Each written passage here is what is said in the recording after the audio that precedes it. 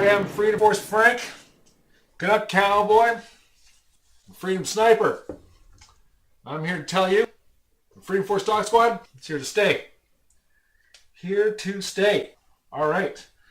So, we're going to use a couple of defense techniques against globalist and intersectionalist wizardry. We combat wizardry not with other wizardry. We combat wizardry with bullets to the face, because that's what's going to get the job done. And before we get anywhere, though, we have to go to Flying Monkey, Sparkle Puff, a 10.2 triple IPA. And shout out to Wes and Liam, because we talk about this particular beverage all the time. And this is straight out of Barrie. Straight out of Barrie. Okay, so you have like a little bit, a hint of grapefruit, a long bit of ginger.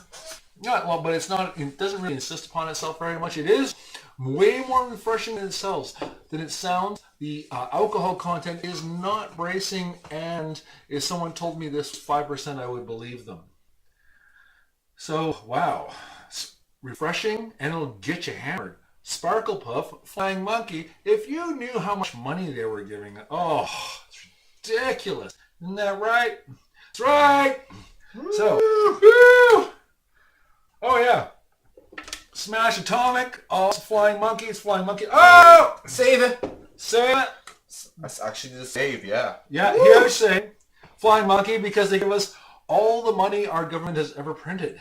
And that is more than we need even. So much money. let's talk about some tips that you need to defend yourself when you are being harassed by SJWs. Now, as a Freedom Sniper, I've learned a couple of basic techniques. These could be like, hopefully will inspire in you your own vocabulary that will also evolve as you spontaneously use your own intellectual elasticity and instincts to stop people from controlling you. So, a couple of simple things. If an SJW calls you one of the things, racist, sexist, homophobic, transphobic, you return fire. You say, hey, wizard, got no time for that. Gotta shout you in the face by saying, no, you're racist, sexist, homophobic, transphobic. And they say, what do you mean? And you say, well, you're clearly obsessed with that niche part of society.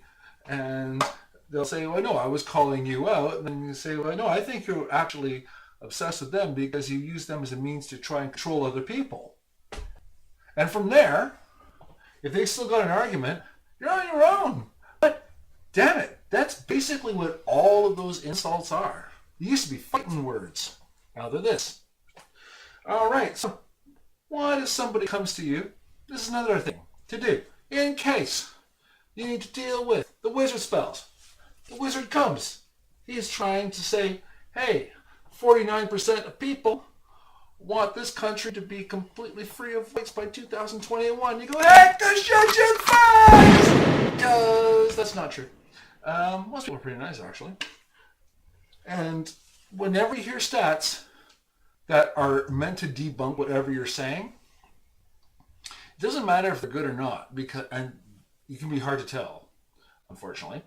You can just say, well, maybe those stats don't tell the whole story.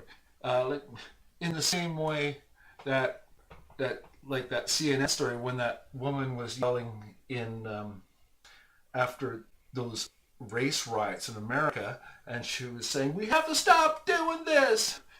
And then CNN cut it off as she continued to say, here, we should be doing it in the rich white neighborhood. I'm not saying she's wrong. I'm saying that she has a point. I'm saying that her sentiment was represented unfairly. That's why whenever you get you get stats or you get slogans and whatnot, you can always say, the argument's probably bigger than that. Another thing, what if someone talks about, says, hey, I'm afraid that words will lead to violence, especially against protected people. Well, what you want to do? Well, you get the idea. What you say to them is that what you're describing is an inversion of the actual reality, which is that leftists are beating up people to control language. And probably it's better off when you can run the risk of words causing people to become hotheads rather than hotheads going around using violence to control words. And leftists, that's all on you. 100%. Like, there's not a 70-30 thing here. I know that goes on a lot. Like, there's a lot of reciprocal, I'm tilting in one direction, obviously, because I used to be one of you.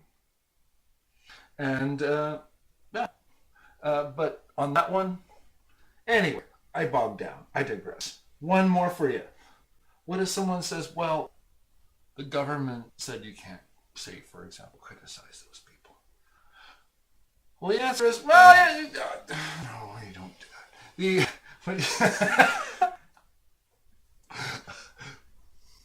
What you do is you say, well, some political parties make decisions that are not good for your country, but are good for them getting reelected.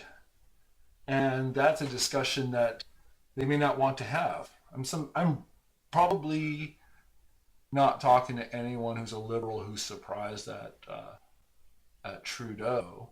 If I have reached out to anyone in that situation, can you believe that he calls off investigations into himself against people of visible minority that he appointed himself? If you're not totally disillusioned with this administration, I would love to know what's holding your ideology together. And those are a few ideas that you get for free from Freedom Force Frank, Canuck Cowboy, and Freedom Sniper. Now, really important that you subscribe to Freedom Force Talk Squad. Because if you do not subscribe to Freedom Force Talk Squad, well,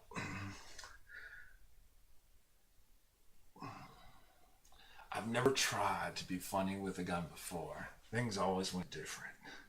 Anyhow, as John Killer would say in one of his rants, thanks for listening. And remember, you're freer than you think.